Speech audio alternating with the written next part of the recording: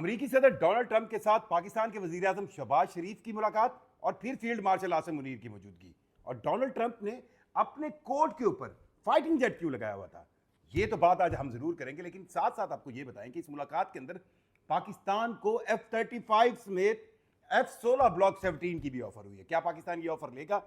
और अब fighting jets की सेंस में सारी सुपर पावर अमेरिका, चीन तो पहले ही पाकिस्तान को अपने फाइटिंग जेट दे रहा था, अमेरिका क्यों चाहता है कि पाकिस्तान की एयरफोर्स के पास अमेरिकी जहाज हो?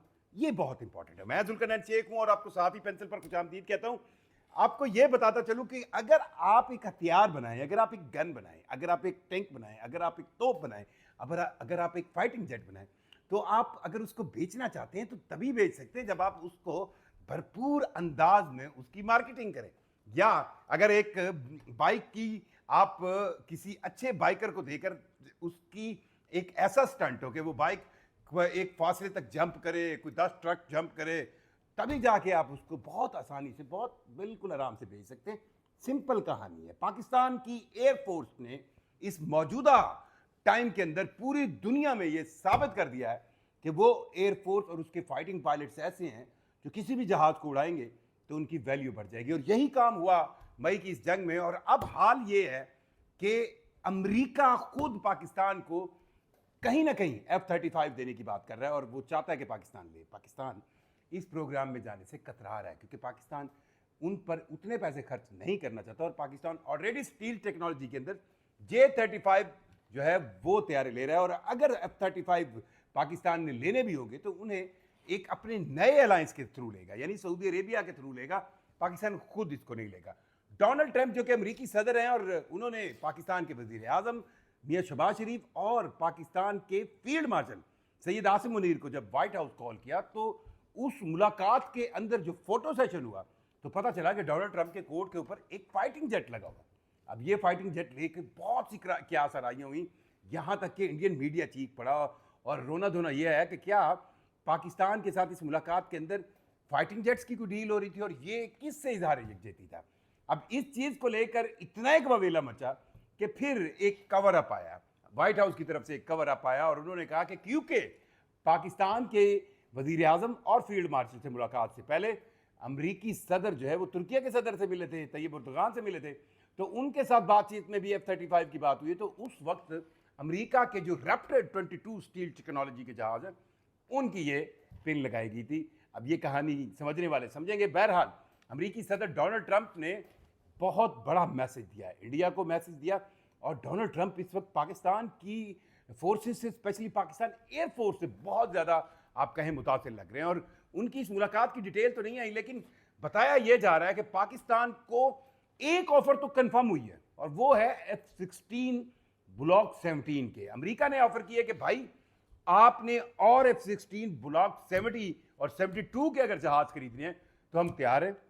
साथ साथ ये भी ऑफर दी गई है कि पाकिस्तान के पास ऑलरेडी जो F-16 मौजूद हैं ब्लॉक 58 के, उनको अपग्रेड करने के लिए तैयार है। अब अपग्रेड क्या होती है ये थोड़ी सी हम डिटेल करेंगे और क्या पाकिस्तान को अमेरिका की तरफ से अपग्रेडेशन सेंस की इस ऑफर को कबूल करना चाहिए।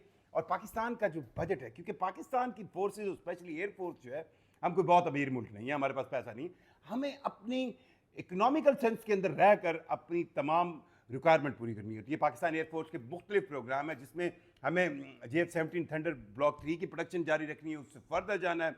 पाकिस्तान अगर थोड़ा सा भी F-16 को अपग्रेड करने का सोचे तो आपको एक चीज़ सिंपली समझाने के लिए मैं बता सकता हूँ कि एक F-16 को ब्लॉक 17 के ऊपर अपग्रेड करने में $25 करोड़ लगते हैं, यानी $250 मिलियन लगते हैं। और इन $25 करोड़ में पाकिस्तान को दूसरी जानिब 2 J-10C जहाज मिल सकते हैं। तो पाकिस्तान अगर कंपैरिजन करता है F-16 पाकिस्तान के फ्यूचर, जो उनकी पाकिस्तानी एयरफोर्स के फ्यूचर फाइटिंग क्राफ्ट है उसके अंदर ज़रूर शामिल है। पाकिस्तान ने इसको अपने जो कहे ना बतौर अफेक्टिव एक एयरक्राफ्ट ज़रूर रखा हुआ है, सिवाय मिराज और F-7 को जो है वो फ्यूचर के अंदर या आप कहें मुस्तकबिल करीब में जो है वो ग्राउंडेड कर दिया जाएगा। लेकिन पाकिस्तान ये कभी नहीं चाहेगा कि वो इतने पैसे देकर उन F-16 की अपग्रेडेशन करे या F-16 ले जिनका कहीं ना कहीं कंट्रोल अमेरिका के पास है। और फिर वही शर्त के आप इसको इंडिया के खिलाफ इस्तेमाल नहीं कर सकते। और F-16 के हवाले से तो ये शर्त भी आ जाएगी कि आप इसराइल के खिलाफ इस्तेमाल नहीं कर सकते। तो पाकिस्तान इस डील के अंदर जाने से जरूर पहले सोचेगा और उसको ये सूट नहीं करती। दूसरी तरफ ये इतलात भी है कि पाकिस्तान को अमेरिका ने अपने बनाए गए सबसे advance most F-35 stealth technology 5th generation तैयारों की ऑफर की है। ये भी पाकिस्तान को सूट नहीं करती। पाकिस्तान सिर्फ अगर इन तैयारों की खरीदारी करेगा तो अपने जीसीसी और स्पेशली सऊदी अरब के उन अरब दोस्तों के थ्रू कर सकते हैं जिनके पास वाकई पैसा मौजूद है और वो इसकी खरीदारी भी कर सकते हैं। हाँ, इन जहाज़ों को ऑपरेशनल करने के लिए, इन जहाज़ों को एक कहें बहुत अच्छे पायलट्स के हाथों में देने के लिए अमेरिका को पाकिस्तान एयरफोर्स से ज़्यादा अच्छे और कहें ना प्रोफेशनल पायलट्स नहीं मिल सकते। इस वक्त जितनी मार्केटाइजिंग चाइनीज़ जेट्स की, चाइनीज़ एयरक्राफ्ट्स की आप देखें, उनकी स्टॉक एक्सचेंज कहाँ पे चली गई। वजह यह है कि पाकिस्तान एयरफोर्स ने जिस तरह J-10C का इस्तेमाल किया, जिस तरह जो PL-15 मिसाइल का इस्तेमाल किया, फिर उसकी कोऑर्डिनेशन, उससे दुनिया भर को एक चीज़ तो समझ आई कि यार चाइनीज़ इक्विपमेंट जो है वो बहुत वैल्यूएबल है और उसको वैल्यूएबल बनाने में जितना किरदार पाकिस्तान की आर्म फोर्सेस का है वो भी पूरी दुनिया देख रही है। अब डोनाल्ड ट्रंप ये चाह रहे हैं कि पाकिस्तान कहीं ना कहीं हमारा असला भी ले और इसकी मार्केटिंग हो।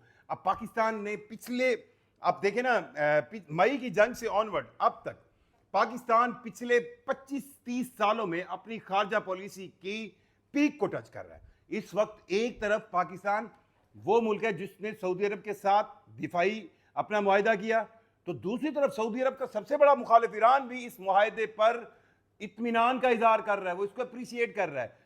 एक तरफ पाकिस्तान के चीन के साथ अपने बरादर ताल्लुकात इंतहा अरूज पर है, तो दूसरी तरफ अमेरिका के डोनाल्ड ट्रंप पाकिस्तानी क़यादत को पिछले 3 महीने में 2 बार व्हाइट हाउस बुलाकर फुल प्रोटोकॉल रेड कारपेट के साथ उनका इस्तकबाल कर रहे हैं। एक तरफ पाकिस्तान इसराइल के खिलाफ अपने उसी नुक्ते पे खड़ा है कि इसराइल का फ़लस्तीन पर कब्जा और फ़लस्तीनियों पर जुल्म और उनकी नस्लकुशी करना किसी तौर कबूल नहीं है। तो दूसरी तरफ ये बात भी सामने आ रही है कि पाकिस्तान समेत वो ममालिक जिनकी अफवाज या जिनकी एक मुश्तरका फ़ौज गज़ा का कंट्रोल संभाल सकती है और इस पर जाकर इसराइली फ़ौज को रिप्लेस कर सकती है, उसमें भी पाकिस्तान सर फहरिस्त है। सो पाकिस्तान की खारजा पॉलिसी इस वक्त अपने अरूज पर है और इस खारजा पॉलिसी में मुख्तलिफ अतराफ से पाकिस्तान को नित नए दिफाई सामान जो है ऑफर किए जा रहे हैं। पाकिस्तान को सिलेक्शन क्या करनी है, ये बहुत बड़ा सवाल है। इस वक्त पाकिस्तान, दुनिया पूरी पाकिस्तान की इस इंपॉर्टेंस को मान गई है और फिर मैं कहूँगा कि पाकिस्तान एक ऐसा मुल्क है जिसको जब कभी भी दबाने की कोशिश की है तो वो उभरा है। बहरहाल इस वक्त पाकिस्तान ऑस्कर के थ्रू अपने F-16 अपग्रेड करने के बारे में सोच रहे हैं। अब आप कहेंगे ऑस्कर क्या है?